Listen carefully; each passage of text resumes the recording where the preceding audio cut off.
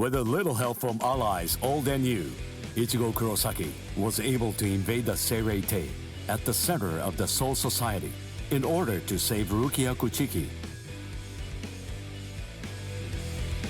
Despite the growth his allies saw in the battle against powerful foes, the road to rescue Rukia was a long one, with Uryu Ishida and Yasutora Sado passing out along the way.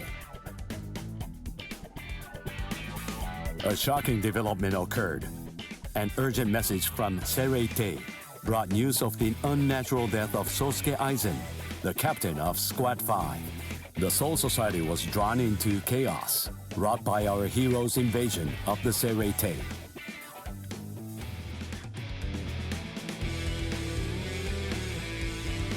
Some 13 Court Guard Squad captains aimed for our heroes. Others changed their thoughts after encountering Ichigo. Others have doubts about their comrades as the situation unfolds.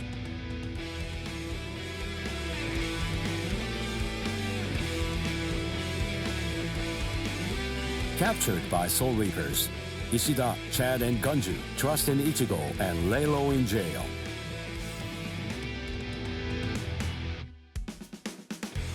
Meanwhile, Ichigo trained with Yoruichi to achieve the true might of a Soul Reaper, the Bankai.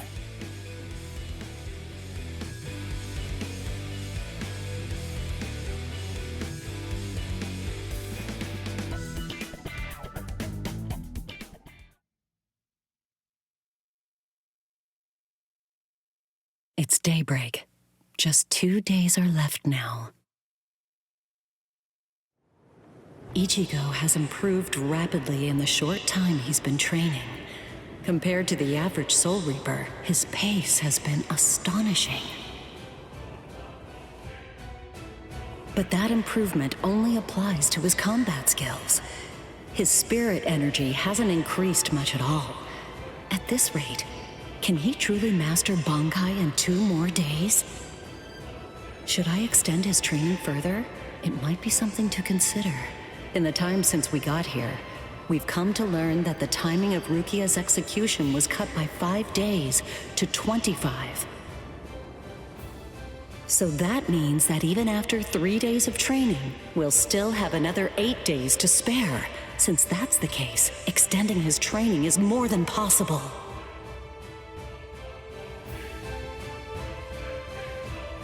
But should I? That's the real question. It took Kisuke 3 days for him to be able to achieve Bankai, and he was of the mind that spending any longer on it would actually prove to be dangerous. I'm not sure about Ichigo's Konpaku. I'm not entirely confident that it can withstand the extra days of training.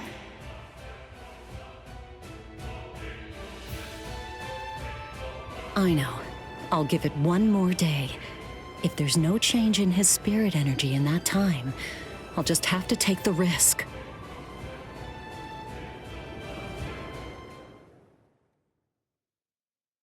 Rukia Kuchiki, it's about the day of your execution. You see, it's been changed once again.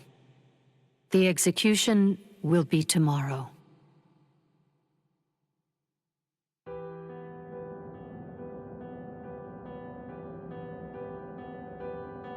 The execution is tomorrow? But before the execution arrives, I'll make a request. I'll ask them to return Ichigo and the others safely to the world of the living. I am from the Kuchiki clan after all. Given that, they just might honor my request. The execution is tomorrow. It came as a shock to me, of course. But strangely, I wasn't sad. It must be because of the dream I had last night. It must be because of my dream about the night that I'll never be able to forget. Lieutenant! Kyan! Kyan! Kyan! Oh.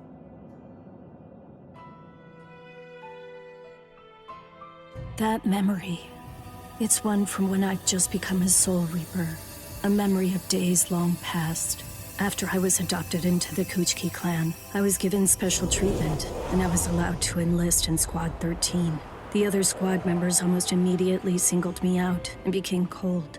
They began to distance themselves from me, except one.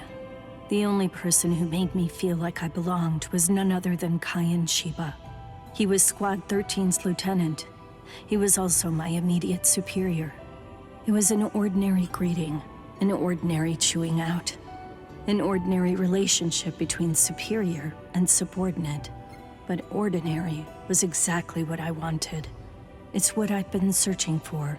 It felt nice, just being around him. It made me feel so comfortable.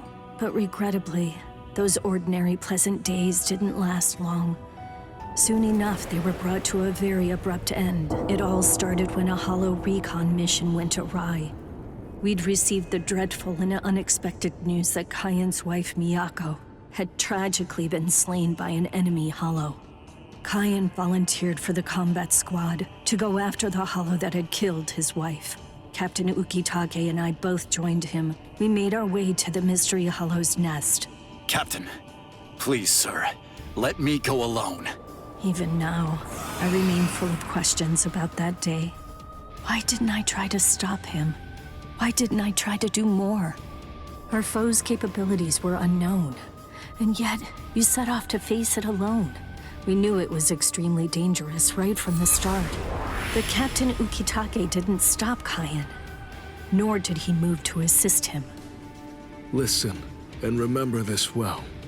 There are two kinds of battles. Each time that we seek to engage in a fight, we must understand its true nature.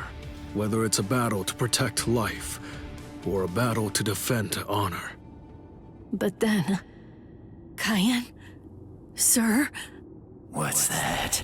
Did you just call my name, little girl? I soon discovered that the Kaien I called out to was no longer the Kaien that I once knew so well. That hollow. It possessed the ability to take over another person's body. It did so by fusing the spiritual entity with that of the other. Run, Rukia. Go on, get out of here! Do you want to die? When I heard the sound of Captain Ukitake's voice, I simply fled. Why, I asked myself, why is this happening? Lieutenant Kaien! But before I realized what I was doing, I had returned to face it again. Of course, I had no plan in mind at all. Deep down, I knew that I couldn't just give up and run away. I knew I had to do whatever I could to try and save the lieutenant. Kill him! Do it! He isn't Kaien anymore! From that point onward, my memories aren't very clear. I knew that when I came to, my Zanpakuto was embedded in Kaien's chest. His form slumped over my shoulder. Captain, thank you very much. I appreciate you allowing me to fight. Rukia, I owe you an apology. I'm sorry that I ever got you into this mess. You must have been scared. Thank you. I'm grateful. Because now, I can leave my heart behind. No. There's nothing to thank me for. Nothing at all. I ran away because I was afraid to fight against you. The fact is, the only reason that I came back is because I couldn't stand my own cowardice. I only used my blade because I couldn't bear it any longer. I couldn't stand to see you suffer.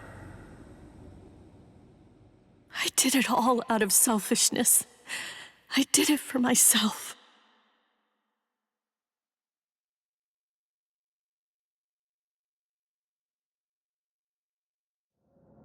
I'm pathetic. So pathetic. I don't deserve anything at all. I'm not worth saving. I'm not worth shedding any blood over. I'm not worth anything.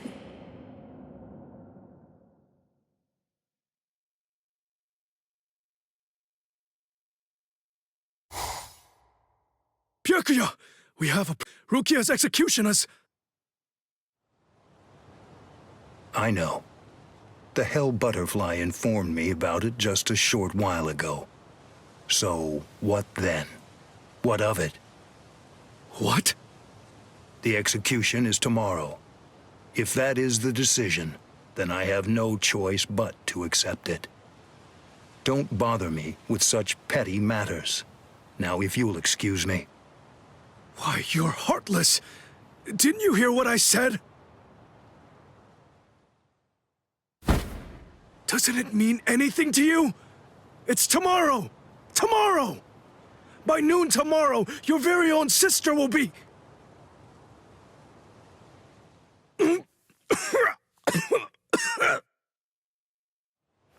Get a hold of yourself. You're going to shorten your life, Jushiro. Once you've allowed one of your people to die, frankly, 2 or 3 more really don't make any difference. In any case, she's a member of my family. It really has nothing to do with you. It's not your concern whether she lives or dies. Please don't do anything foolish.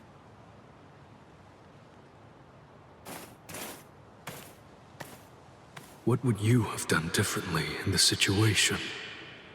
Would you have attacked Byakuya and kicked him a few times, perhaps? The lone captain making a fuss won't do anything to sway the tribunal. So instead, would you have been so bold as to actually attempt to save Rukia?